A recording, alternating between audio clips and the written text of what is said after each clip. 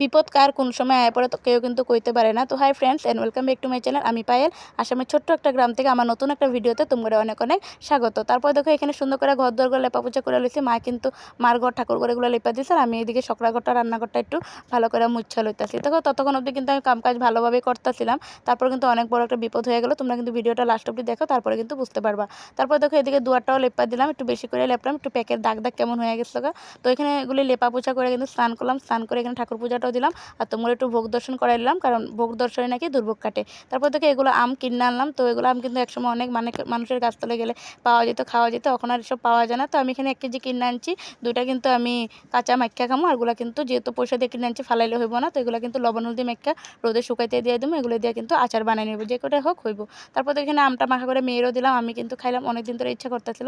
তারপর দেখো আমার শাশুড়ি মার শরীরটা হঠাৎ করে খুব খারাপ হয়ে যায়, তো তাড়াতাড়ি করে কিন্তু সন্ধ্যার সময় ডাক্তার কাছে নিয়ে গেলাম। উনি বইতেও পারতেছিল না, টমটমে অনেকটাই নাকি পেটে আর বুকে ব্যথা করতেছিল। তারপর দেখো এখানে আইনা ডাক্তারের কাছে আইনা ট্রিটমেন্ট সুন্দর করে দিল। তারপর ওষুধ খাবাইয়া তো কিন্তু ঘরে আয়া পড়লাম। তো ঘরে এখানে রান্না বাড়া করলাম।